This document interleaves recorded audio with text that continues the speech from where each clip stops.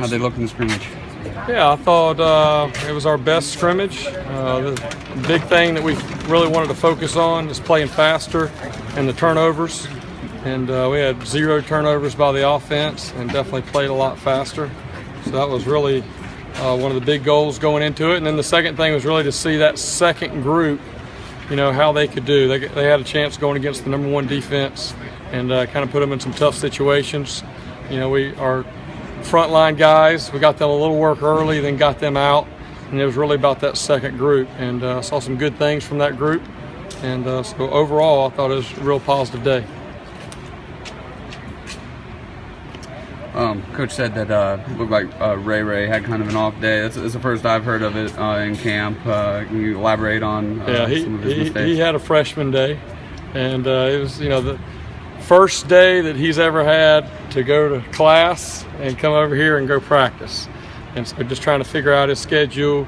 You know, I don't think he ate anything until he got in our meeting room and had a little pack of crackers, and that wasn't nearly enough. So, you know, it's a learning process. Even when guys are gifted as freshmen, you know, they still have to figure out, you know, the timing of being a student athlete and being able to understand their day. But, you know, the good thing is he's able to learn from it today. He's got 2 weeks to kind of get it right.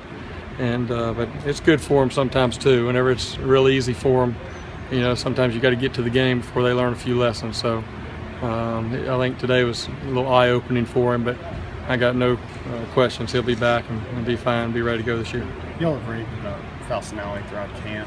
How close is he to Ryan to actually challenging for time? Yeah, you know, I think he's come up well enough that we feel like if something happened to Ryan, that we'd be able to go in and continue to play.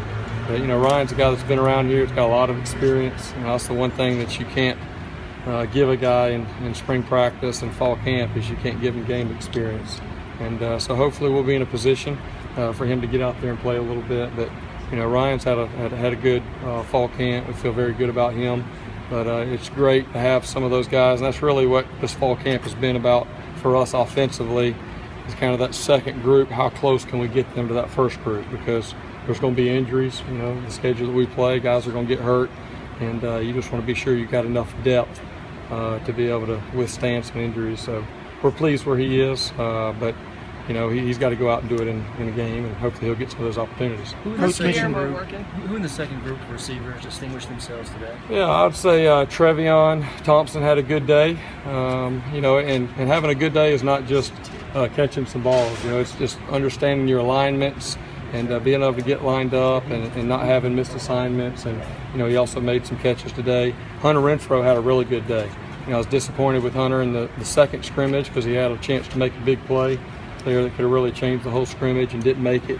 He came back today and made that same play that he missed, so that was really good to see. And then I thought Hopper had a good scrimmage. He kind of got banged up a little bit there in the middle, but I thought he had a good scrimmage. And really those three are kind of that second group that I think made a move and makes us feel real comfortable with our depth. And I thought it was pretty good. We came out and we challenged them to protect the ball, play with good tempo, eliminate penalties, and I thought we did a good job. We did outside of special teams errors. We didn't have any balls turned over in offensive plays, and we had one penalty. And the tempo was much improved from the last scrimmage. So overall, thought it was good. A little bit of a mix-up. You know, coach mixed it up and you know, challenged some of the backups to go against some of the starters. So it was good competitive work. Coach Sweeney mentioned that Wayne had another good scrimmage. Is he just distanced himself now from everybody else at this point? You know, he's distanced himself a little bit, and I would say C.J. Davidson has chased him down the most and kind of closed that gap. But right now, coming out of it, yes, Wayne is at the top, then C.J., and then you got the rest of the guys right behind those two, and we're going to need all of them. And I thought Tyshawn, over the last couple of days, couple of practices, has really started to come on. He's a lot more confident. He's feeling more comfortable. He's running with better pad leverage. And then, you know, C.J. Fuller just continues to find ways to make plays. And then we're just anxious to get Zach and Adam back in the mix. Will it take Adam a little longer to come back than you may have expected? Is it looking more like he may redshirt? You know, we still got a little bit of time to fully make that decision, but you know, physically, I think he's there because once he has the ball in his hands, it's just natural for him. Where he's struggling a little bit is just the confidence that, hey, your knee is fixed, The power will come. He doesn't quite have the power, especially in pass protection. So the biggest thing is physically he's there. It's just mentally we got to continue to get him there. And again, you're talking about an ACL injury, for a running back, getting hit on it. You got a knee brace. Things feel a little bit different. So he's had a good camp, and we'll go a couple more weeks before we make that decision. How did he do on short yardage today, and do you foresee Tyshawn Dye creating a niche for himself in that regard, maybe getting a bulk of the short yardage carries? Right, short yardage was much more competitive today.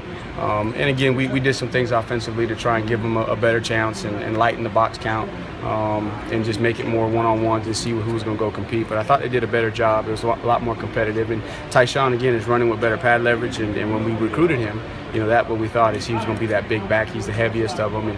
But I tell you what, Fuller is a guy that runs with great pad leverage, and he's 210 pounds.